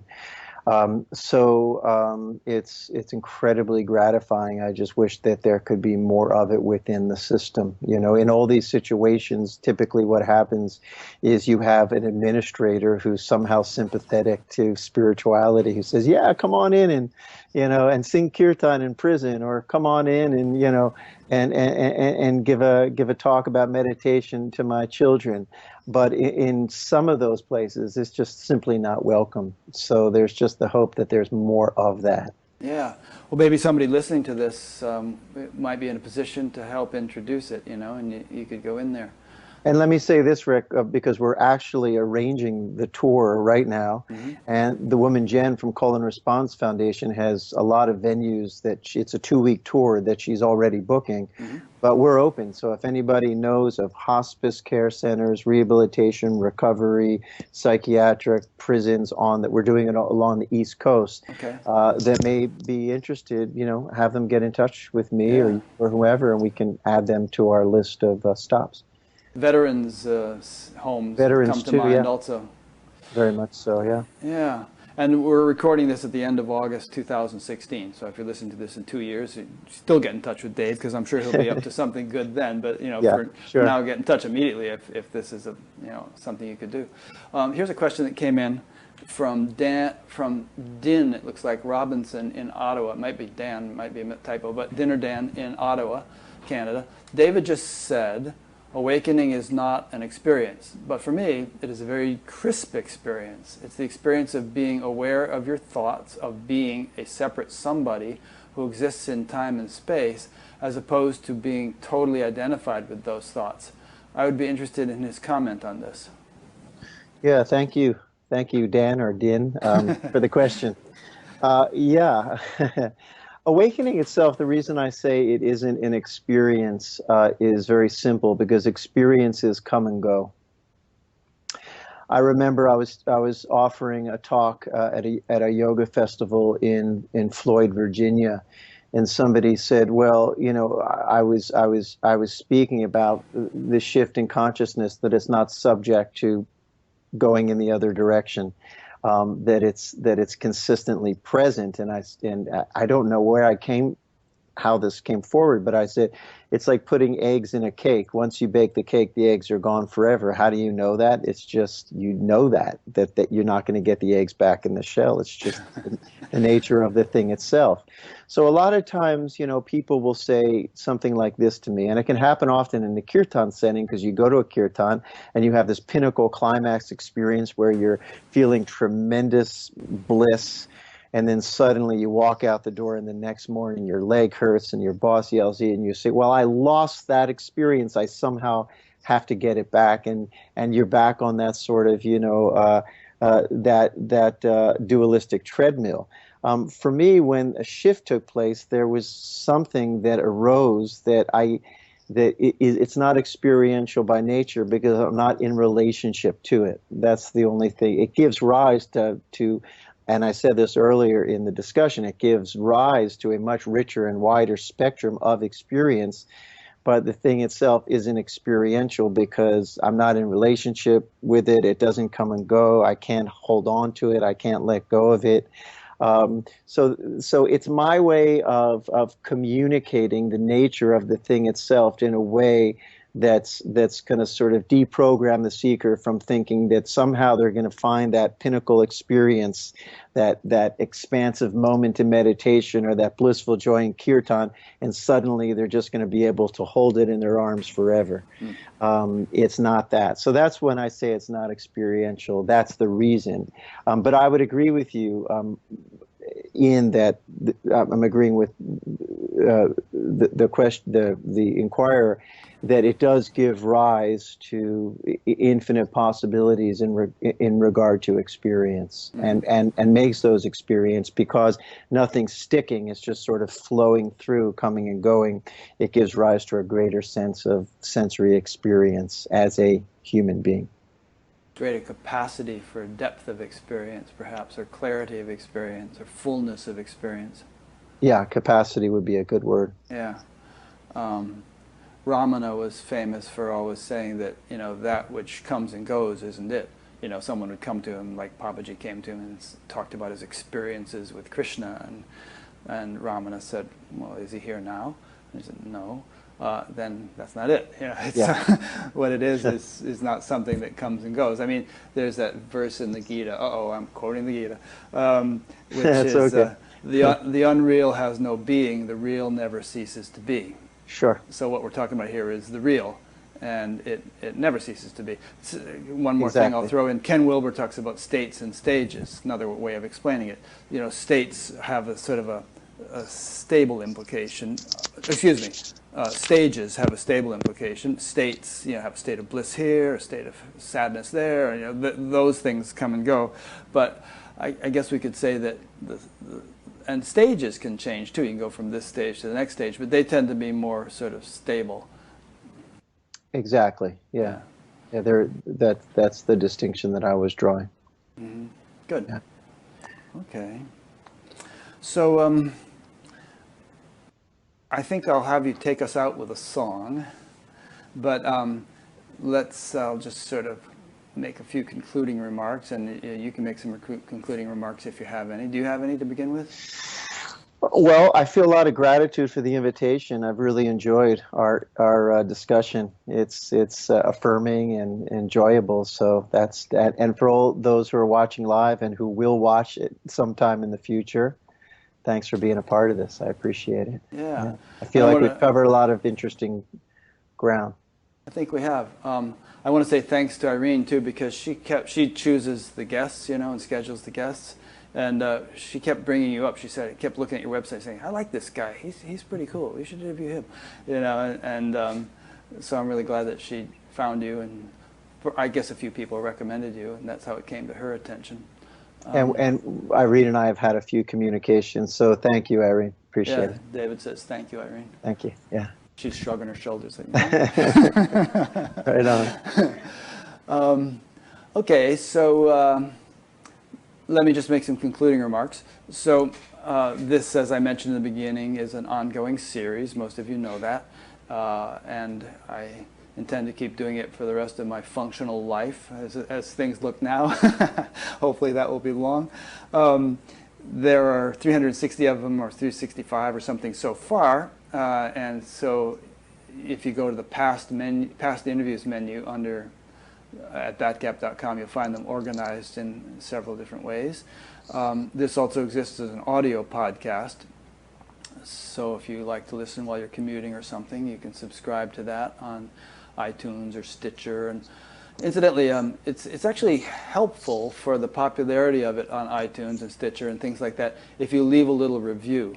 So if you can figure out how to do that and say, hey, I like this podcast, give it 5 stars or whatever, or this podcast sucks, give it 1 star, whatever, whatever you feel motivated to do.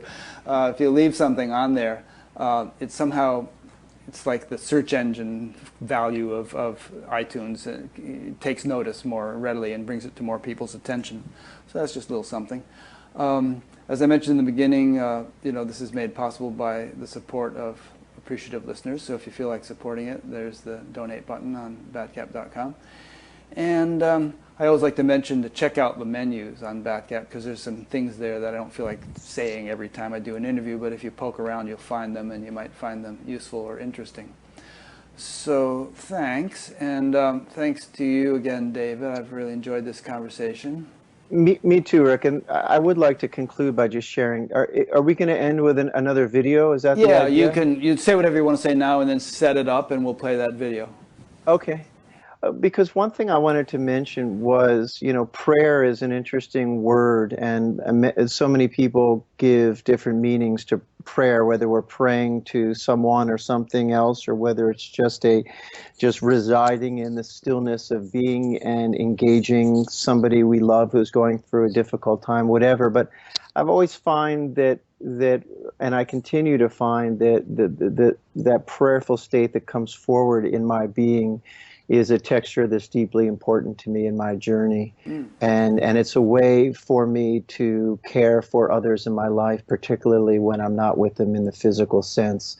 I wrote a song some years ago because a very dear friend of mine, a very gifted guitar player, was very sick and ended up passing. He died at a young age of cancer.